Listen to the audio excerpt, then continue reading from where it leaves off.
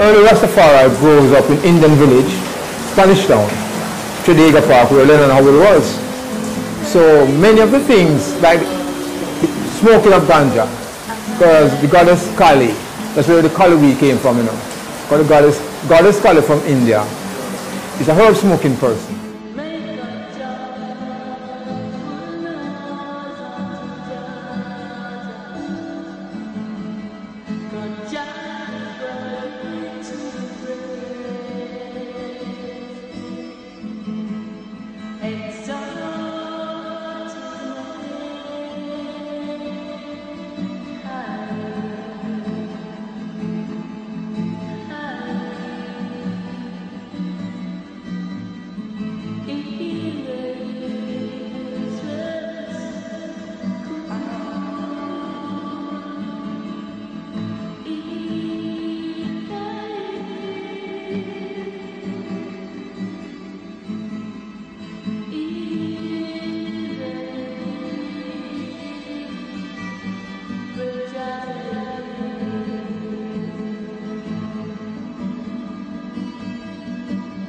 Leonard Howell name, Gangung Guru Maharaj, is an Indian name.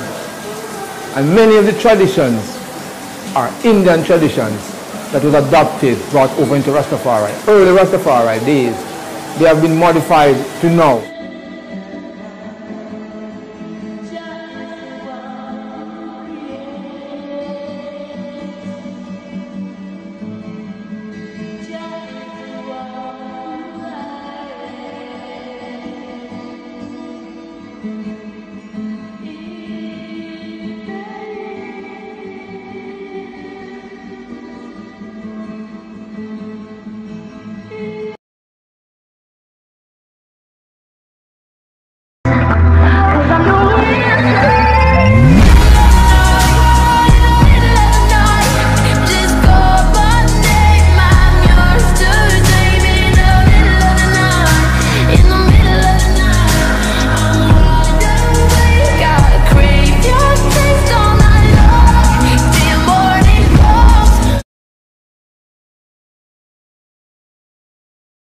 You're literally worshipping Hindu gods, demons. Worldview is false, and it's easily demonstrated. They also have this big, ugly statue. There's a lot of very demonic rituals in Hinduism. Since They also statue. So I want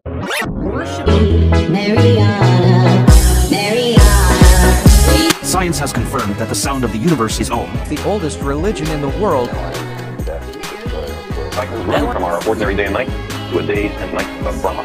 8.64 billion years longer than the age of the Earth, the Sun, and about half the time since the Big Bang. Was Oppenheimer didn't just come up with the line out of thin air. He's quoting the Bhagavad Gita, 5,000 The Hindu religion is the only one of the world's great faiths dedicated to the idea that the cosmos itself undergoes an immense, indeed an infinite number of deaths and rebirths. In the 5th century, Bhaskara, Arahami here, Brahmagupta, mentioned that objects fall towards the Earth due to a force of attraction. Furthermore, the Rig Veda states that the gravitational effect of the solar... It wasn't until around 1,200 years late Isaac Newton rediscovered this phenomenon. It is the only religion in which time scales correspond. and modern technology has confirmed that the entire universe vibrates with an Om vibration. Bhagavad Gita.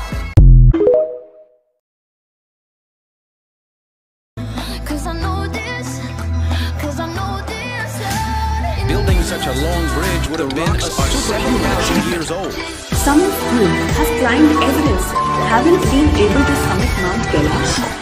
Might there be another, more profound reason why ancient man built a city on top of this massive monolith? Who descended from the sky. Brahma says Krishna is God, Lord Shiva says Krishna is God, Indra says Krishna is God, Varuna says Krishna is God, Agni says Krishna is God, and Krishna says, yes, I am God.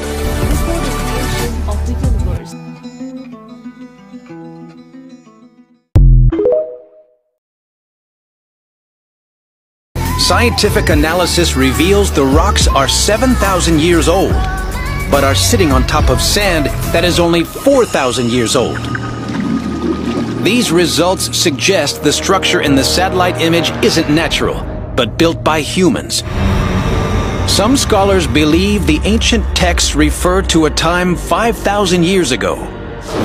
At this point in history, building such a long bridge would have been a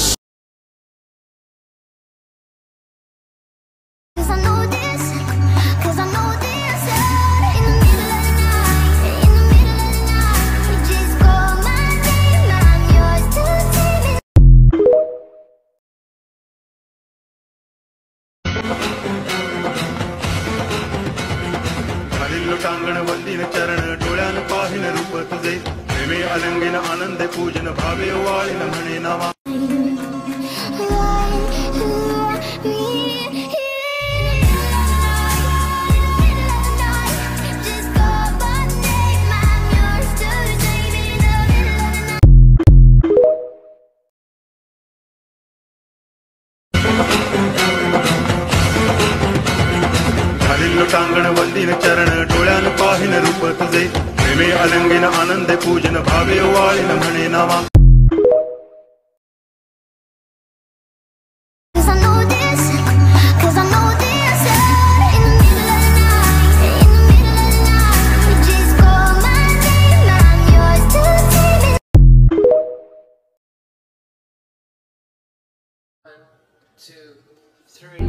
Scientific analysis reveals the rocks are 7,000 years old, but are sitting on top of sand that is only 4,000 years old.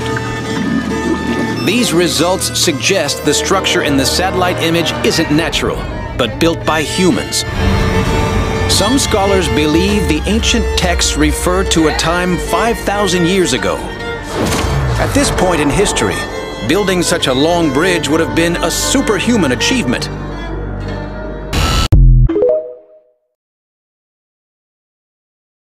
The Hindu religion is the only one of the world's great faiths dedicated to the idea that the cosmos itself undergoes an immense, indeed an infinite, number of deaths and rebirths.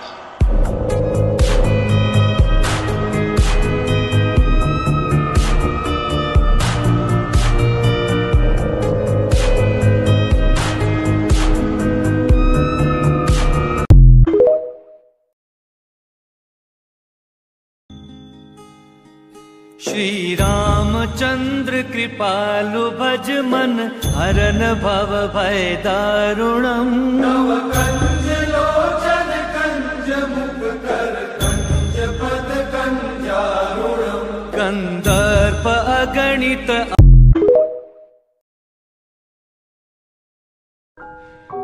Fact is, Walter White couldn't have done it without me. I was indispensable. I kept Walter White.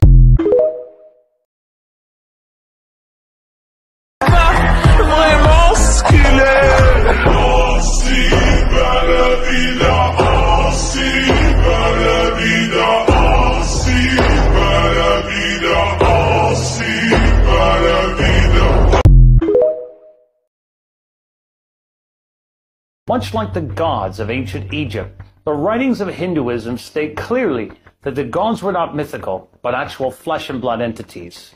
And what's more, these gods came from the stars in order to kickstart civilization here on Earth.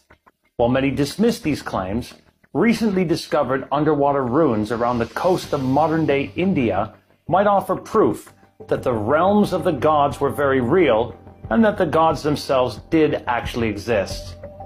Were the ancient gods of Hinduism actual flesh and blood entities from another world, and did they once walk the earth with humans?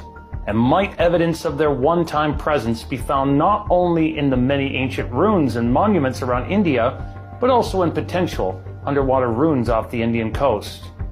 Although they have yet to be studied, these potential ruins could indeed once have been home to the Hindu gods, a notion that appears even more likely when we examine the writings and legends of the region that speaks of just such a civilization whose home was washed away thousands of years ago. To many who follow the teachings of Hinduism and have studied the many ancient writings, the gods of ancient times were not merely myth or legends, but very real figures, whose stories are told in such sacred texts as the Mahabharata. They are, it is claimed, factual accounts from history and myth. This is interesting in itself, as the apparent legends of other civilizations such as Egypt, Sumer, Greece also tell us that they should be taken as fact. The most powerful Hindu god is Shiva, who is both a creator and a destroyer. What's more, Shiva, along with the other gods, according to ancient writings, came from the sky to rule over the land. Even more interesting, the writings clearly state that these gods, including Shiva, flew around the planets in various different flying vehicles. With this last point in mind, it is interesting to note that Shiva is often depicted standing inside a flaming circle, which according to some researchers is a hint to the extraterrestrial origins of the Hindu gods. Could it really be that the circle with flames engulfing it is actually representative of a flying disc, one that glowed brightly upon arrival and departure? It is worth staying with the flying vehicles of the Hindu gods a little longer, in particularly those known as Vimanas. These vehicles, according to the writings of the Indus Valley civilizations, were traveling around the planet's skies around 12,000 to 15,000 years ago and were so advanced that they could also venture out into space. Some of these writings clearly offer that these advanced vehicles were two-storied celestial chariots that had numerous windows in them. What's more, they would roar into the sky, disappearing into the distance until they had the appearance of a comet to those who remained below. These Vimanas were powered by winged lightning, which appears to be a description of electricity or some kind of nuclear device, and were either pyramid or triangular shaped. Perhaps more ominously, they often engaged in fierce battles from the skies themselves. According to details in Sanskrit texts, these weapons could destroy enemy aircraft with one hit, while they had the ability to take pictures of enemy territory, which sounds very much like modern-day reconnaissance facilities. Even more intriguing, these advanced machines were able to make their own aircraft invisible, which sounds similar to a cloaking device, and could force the pilots of enemy aircraft to lose consciousness. There are even details of what appears to be some kind of technological device that allows the pilots in one Vimana to hear the conversation of the pilots in another, which is remarkably similar to descriptions of wireless communication. In short, these vehicles of the gods were more than highly advanced. Of further interest, much like our modern aircraft, there were several different sorts of Vimanas, and all were seemingly designed for different transportation needs. The Jailana, for example, was designed to operate equally on the sky and the water, which, interestingly or not, is much like many witnesses describe UFOs that are seen near seas or lakes today in the modern world. Another is known as the Kara, which rather than being an airborne vehicle operated on the ground and water. A three-storied Vimana was named a Tritala, while a Vimana with three wheels was known as a Trikara Ratha. There were, in short, multiple varieties of these ancient advanced aircraft. The gods also had great and terrifying weapons that could launch flames into the sky and flatten an entire army with one strike. One such weapon, the Brahmastra, is described very much how we might describe a nuclear missile, stating that anything that was struck by it would be utterly destroyed. Furthermore, the land would become barren and lifeless, rainfall would cease, and infertility in humans and animals would follow for eons of time. If these gods were real, then they were certainly advanced, much more advanced than history says humanity was.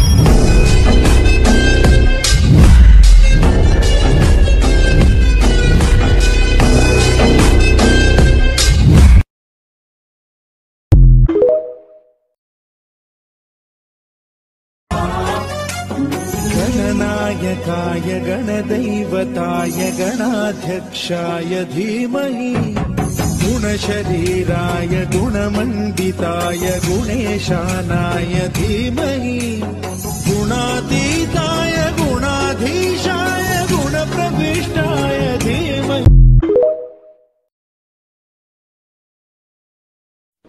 Archaeologists in Indonesia have uncovered a 1,000-year-old temple that could shed light on the country's Hindu past. Its intricately carved statues are some of the best preserved in Indonesia. The dig's being conducted under tight security to protect the site from well-organised thieves. The ABC's Gavin Fang reports from Yogyakarta.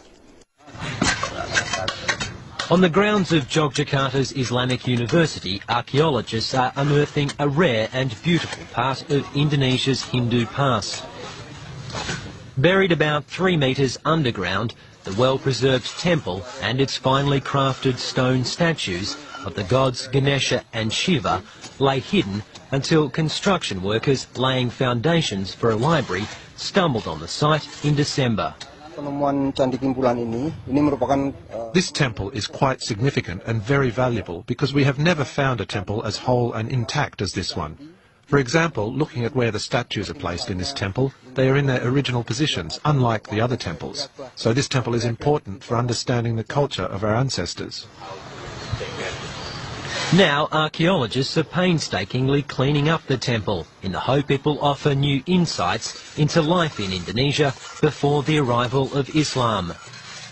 A volcanic eruption most likely covered the temple around the 10th century, about 100 years after it was built.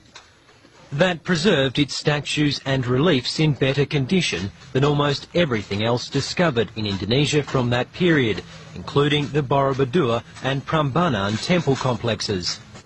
But now that they're exposed, the temple's contents need to be protected with 24-hour security. Last November, thieves plundered the nearby Blasian temple. The heads of 2 rare Buddhist statues were stolen to be traded by organised syndicates dealing in artefacts. Ini kan data arkeologi, benda cagar budaya sama dengan data arkeologi. Archaeological sites like this are archaeological data. So if the data is missing or incomplete, that means the history of the nation is also missing. People don't understand that. That's why they steal, because they don't realise how important this is for us as a nation. At the Kimpalan temple, the statue of Ganesha is being kept slightly buried to make it harder to steal. It could sell for up to $250,000 on the black market. But archaeologists consider it priceless, and they're hopeful the site may soon yield even more ancient treasures. Gavin Fang, ABC News, Yogyakarta.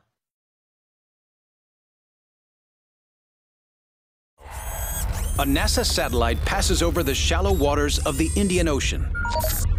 It sends back images of a chain of largely submerged objects running between Sri Lanka and India. It looks like a string of pearls between 2 islands. It looks to me like a rocky jetty, but this thing looks pretty big. On closer analysis of the satellite image, investigators calculate the line of rocks is over 30 miles long. What makes the image especially intriguing is that the rocks are in an area of sea mentioned in an ancient Hindu poem. A poem which also refers to a magic bridge. They're Hindu legends that the god Rama placed a bridge here connecting India to Sri Lanka. The stones in the satellite image are sitting on something oceanographers call a shoal, or sandbar. These occur in an area where there's shallow waters, and sand could accumulate between the 2 land masses. The sandbar may be natural, but what's sitting on top of it is not. This isn't just a simple sandbar. There's objects in here that haven't been eroded away. There are stones that have been brought from afar and set on top of our sandbar island chain. How these stones got here is a mystery. And when a team of geologists date the stones, the mystery deepens. The rocks on top of the sand actually predate the sand. So there's more to the story. Scientific analysis reveals the rocks are 7,000 years old, but are sitting on top of sand that is only 4,000 years old. These results suggest the structure in the satellite image isn't natural, but built by humans. Some scholars believe the ancient texts refer to a time 5,000 years ago. At this point in history, building such a long bridge would have been a superhuman achievement.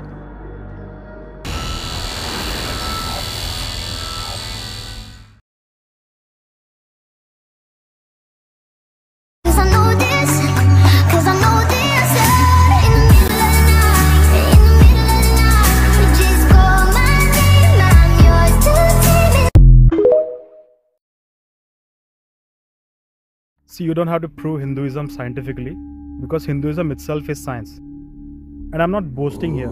It's not because Hindu people have extra brains or something. What we call science today, modern science, it has evolved only in the last 300, 400 years or so. And scientists had to literally go and fight the religious people of their times to be able to do that research. Whereas Hindus have had thousands of years to minutely study every subject and come to the conclusions that they did. Just like modern science, the work done by Hindu sages was later taken upon by later sages, thus expounding on the knowledge, getting it to the highest advanced levels that it is today.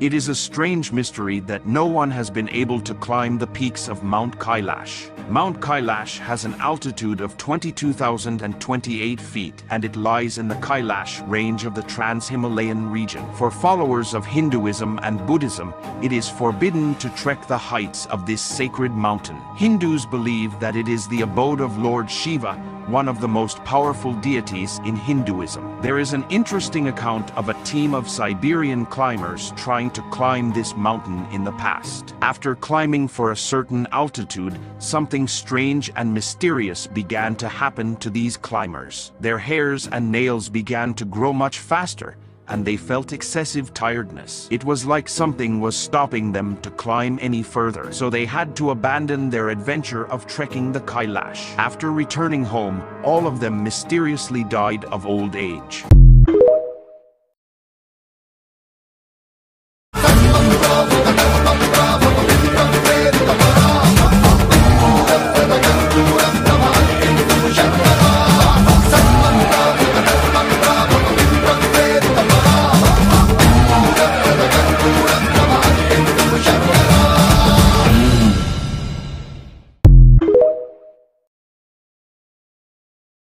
Secrets of Shiva's Mount Kailash.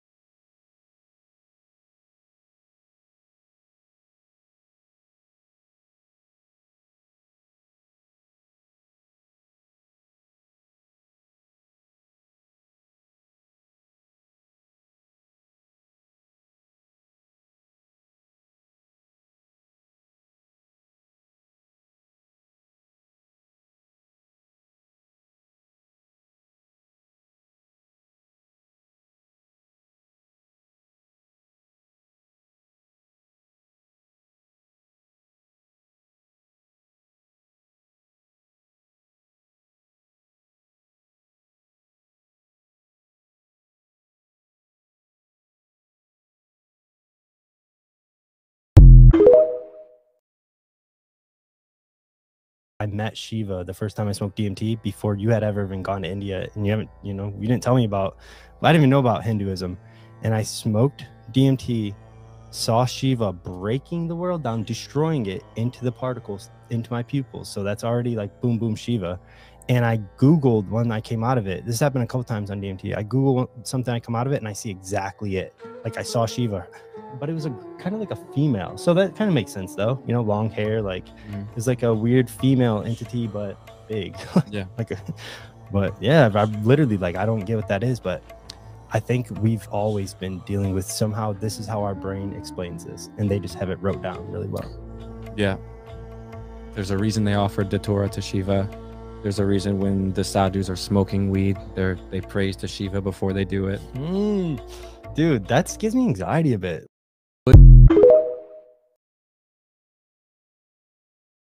Here's another little snippet from across the pond for you. I can't explain the experience that followed. I was stoned, yes, but I wasn't by any means fucked up. I was visited by Shiva, god of destruction, and the fate of reality itself was put in my hands. I was sleeping on some fake grass out front of an outdoors shop. I'm never really scared when I'm sleeping on the streets. No one really bothers you. Often they're more scared of you than you are of them, like spiders. But this was no spider. I was rocked awake. Hey man, hey, are you hungry? I was hungry. I was rather startled to have been awoken in such a manner, but I'm not one to turn down a free meal. And so, after shaking myself gently from the early morning slumber, I followed my newfound philanthropic friend. We spoke little, to start with, and stood in line for a cheese and avocado quesadilla, surrounded by warehouses and low-cut buildings, in what could only have been an industrial estate. I rubbed my eyes. After some time, we arrived back at my bed, but he led me round the corner, and as it turns out, his art studio was but 2 doors down from my little patch of artificial grass. He unlocked a heavy gate, and we sat in his courtyard. He fetched me a beer and made his proposal. We live in a bubble, a single world surrounded by infinite other universes, some practically identical, some unrecognizable. I nodded along, accepting for now the premise. I am Shiva, the god of destruction. In every universe except for this one, I am sat meditating, manifesting the collapse of reality itself. This universe is the only one in which I am not currently manifesting the end of worlds. There was a sincerity in his eyes. Honestly, I was biting. If I were to join my infinite other selves now and meditate on the end, everything would cease to be. I would end every reality, every world would crumble from existence. He paused, and I had not predicted where this was going. And then he hit me with, I want you to decide now, should I meditate on destruction? Should I end it all, wipe the slate clean for everything to start again? Or should we keep going and give this iteration another chance? It's quite a decision. I took another bite of my quesadilla. Through my dreams, I have met Lord Sri Krishna, Lord Shiva, Sri Ram, and also a lot of advanced alien beings. Basically, dreams are a dimension that connects you to these divine beings on the non-physical dimension.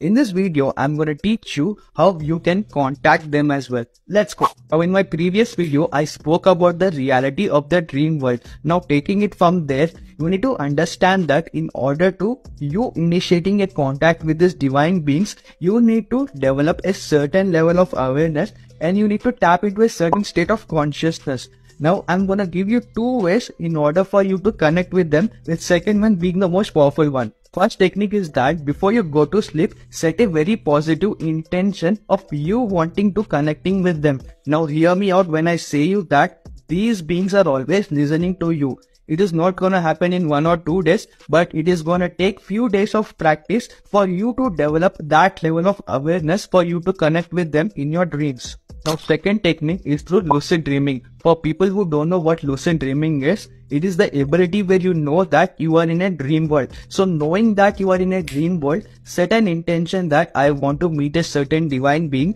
and they get manifested in front of you instantaneously. So I'm gonna link down my experiences in the description. So make sure you read that, and having said that, follow for more. Hinduism, the world's oldest religion, has a rich history and culture that has fascinated people for centuries. But did you know that the ancient Hindu texts hold a surprising connection to modern science? Scientists have discovered that some of the concepts and ideas mentioned in these texts have a remarkable similarity to modern scientific theories. For example, the Rig Veda describes the universe as a cyclic entity, which is similar to the modern concept of the Big Bang and the subsequent expansion and contraction of the universe. The Bhagavad Gita, one of the most sacred Hindu texts, mentions the theory of relativity, the concept of time dilation, and even the idea of multiple universes. Some scientists suggest that the ancient Hindu sages might have had access to advanced knowledge and technology, whether you believe in this connection or not. Regardless, the wisdom and knowledge in these texts continue to inspire people around the world. Now, if one photon leaves an electron, the electron becomes non-electron. This is described in the scriptures thousands of years ago. What did it say? Asino vrajati duram, shayano jati sarvata. You know, you have an electron which you can't see. And so beautifully said in the Gita, which is from the Upanishad, which says, Bahir antas chabhutanam. It is inside and outside of everything. Charam acharamevacha. It keeps moving. You're all, moving leptoquarks, but you look solid. It's Maya. Charam acharamevacha. It moves but looks non-move. Sukshmavatet avijnayam. So this is the beauty of it. It is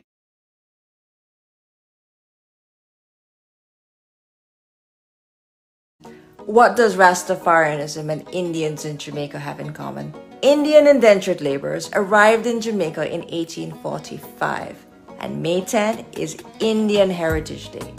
Jamaican food is a blend of various cultures, and Indian food such as curry and roti is a staple in Jamaican cuisine. However, another area in which Indian culture has influenced Jamaica is religion.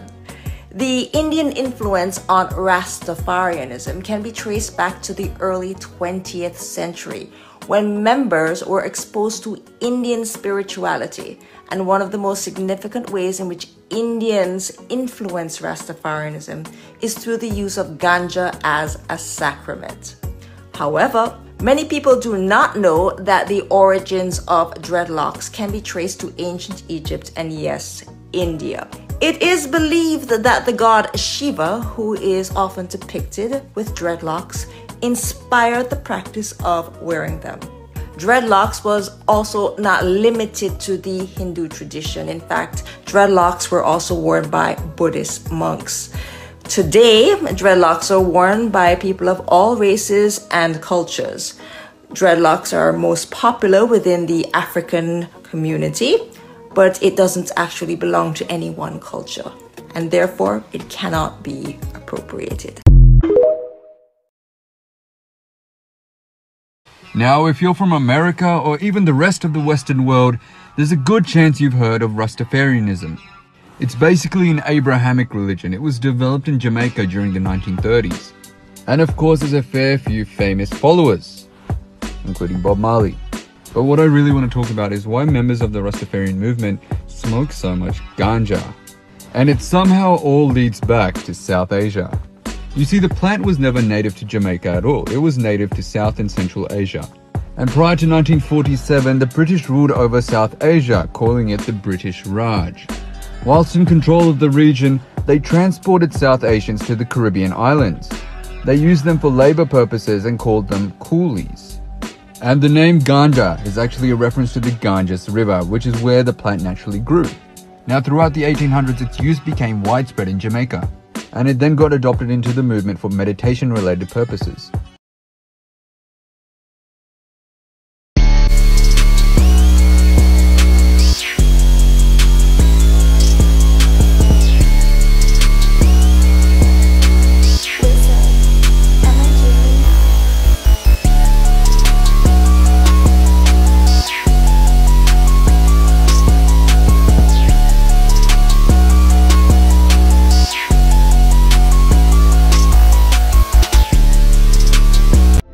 An Indian Hindu, right, who was in the West Indies, and look what he has, dreadlocks. And I noticed that a lot of these Hindus they were bringing had a lot of dreadlocks. Remember, this is from the 1800s. This is way before the whole Rastafari movement. So where did these Rastafaris really get the dreadlock idea from? So taking this guy, is this a Rasta? He has locks. He smokes weed. His diet is vegetarian. He believes in the divine with himself. So is this guy Rasta? No, this is a sadhu. Now these guys actually came over during the indentured ship, and much of their teaching and philosophies came over. Now sadhus believe and they worship Lord Shiva as the ultimate form of Brahman. Yeah? Now in doing so, they take themselves away from society, focusing on meditating and reaching enlightenment, becoming one with the divine. No time for all of this up and down, that which society says one must do. No time for that. Now, Leonard Howell, who is actually the first person to actually talk about the divinity of His Imperial Majesty, grew up with Indians, he would have seen sadhus. Now, just looking at the sadhu, you can see much influence that came into Rastafari. Now, Rastafari is an Abrahamic religion because Rastafari does say that His Imperial Majesty is Christ in His kingly character. They see His Imperial Majesty as the second coming of Christ, and much of their traditions do stem from Judeo-Christianity. However, again, the founder, Leonard Howell, he did grow up amongst Indians, and he would have seen Kali Puja. He would have seen the Indians smoking ganja and connecting with the divine. He saw the vegetarian lifestyle. He learned about Brahman, Aham Brahmasi. Now, you have to also understand that when Leonard Howell was actually going around doing his campaigning in Jamaica, independence hadn't come yet. Thus, the British monarchy was the government. Marcus Garvey, who was an activist at that time period, was asking black people basically, what's going on? You're no longer slaves, but you're still mentally enslaved. Why will you not look at life through the spectacles of a black man? And stop trying to follow the white people, stop trying to follow the Indian people, stop trying to follow the Chinese people. Be like your ancestors. Now, with this form of philosophy that was being taught, Leonard Howell went seeking for the divine somewhere else other than Jesus. Also, for the black man's king other than King George. We need a king. He found it in His Imperial Majesty. Yes? And he found the divine in His Imperial Majesty, and Rastafari was born. Now, again, much aspects of our traditions as Hindus was brought into it. Look at the guy. Many people would say that he's a Rasta. When you get Shiva Jatas, when you get dreadlocks, you are actually embodying the divine. How? Because when you look like Shiva, eventually you will act like Shiva and ultimately become Shiva. So Jatas is another way of embodying Shiva, embodying the divine, embodying your divine nature. Of a penis. Wait, what? Next we got the Hindu statue eyes caught moving on camera. Bro, no way. Okay, look, it's looking straight right now. Let's see if it moves.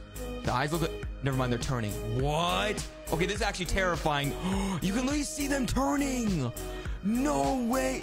Dude, that is so scary, bro. I feel like they're getting scarier and scarier every single time, bro. What's the next one? Let's see. The Sai Baba statue shrugs its shoulders. Let's see. What? And then they just